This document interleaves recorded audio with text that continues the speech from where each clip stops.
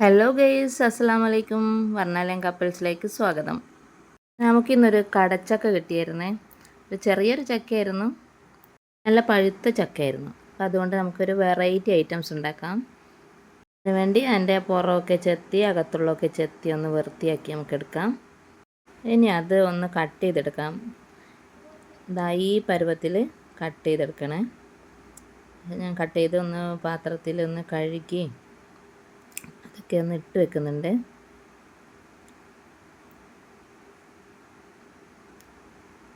എല്ലാം ഒരേ വലുപ്പത്തിൽ കട്ട് ചെയ്താൽ അത്രയും നല്ലതാണ്. ഇതാ ഈ ഒരു രീതിയിലാണ് കട്ട് ചെയ്യേണ്ടത്. ഇനിയിപ്പോൾ അതിലേക്ക് ഒരു ടേബിൾ സ്പൂൺ പഞ്ചസാര ഞാൻ ചേർത്ത് കൊടുക്കുന്നുണ്ട്. എനിക്കിഷ്ടമാണെങ്കിൽ 2 ടേബിൾ സ്പൂണൊക്കെ ചേർക്കാം. പക്ഷേ ഇത് ശർക്കരയും കൂടെ ആഡ് ചെയ്യുന്നതുകൊണ്ട് 1 ടേബിൾ സ്പൂൺ മതി.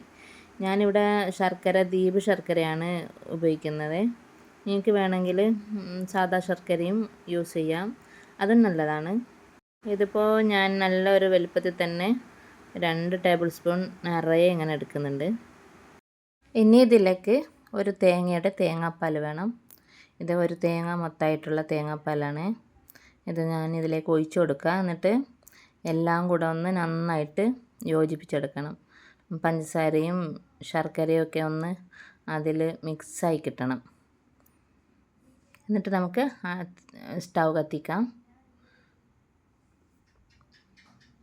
അപ്പം അത് പതച്ച് വരുന്നുണ്ട്. ഇനിയിപ്പോൾ ഒന്ന് ഇടയ്ക്കിടയ്ക്കൊന്ന് ഇളക്കി കൊടുക്കണം, കാരണം അടിയിൽ പിടിച്ചു പോകരുത്. പിടിക്കാൻ സാധ്യതയുള്ളതാണിത് മധുരമായതുകൊണ്ട്. അപ്പോൾ നമുക്ക് ഇളക്കി അത് കൊടുക്കണം. എന്നാൽ അത് ഒടിഞ്ഞു പോവുകയും ചെയ്യരുത്, അധികം പായസം പോലെ ഒന്നായി പോകരുത് കുഴഞ്ഞിട്ട്.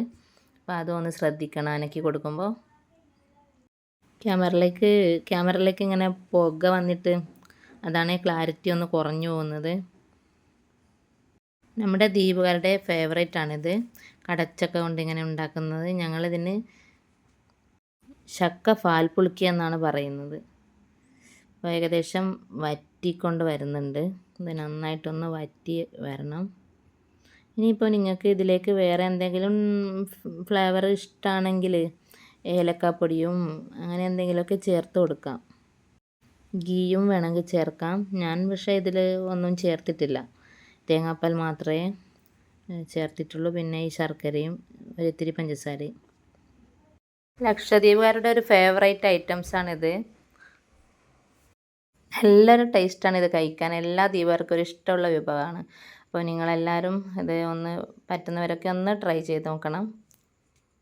കേരളത്തിലൊക്കെ വെറുതെ കളയുന്നതാണ് അധികം കാണുന്നത്, വെറും കറിയിൽ യൂസ് ചെയ്യുന്നതേ കാണുന്നുള്ളൂ. അതുകൊണ്ടാണ് ഞാനിതൊന്ന് ഇട്ടതിനകത്ത്. ഇനിയിപ്പോൾ നമുക്കൊന്ന് സെർവ് ചെയ്യാം. ഇതാണ് നമ്മുടെ ചക്ക പാൽപ്പുളിക്കിയത്. അപ്പോൾ നിങ്ങൾക്ക് എൻ്റെ ചാനൽ ഇഷ്ടമായെങ്കിൽ ലൈക്ക് ചെയ്യാനും സബ്സ്ക്രൈബ് ചെയ്യാനും ഷെയർ ചെയ്യാനും മറക്കരുത്.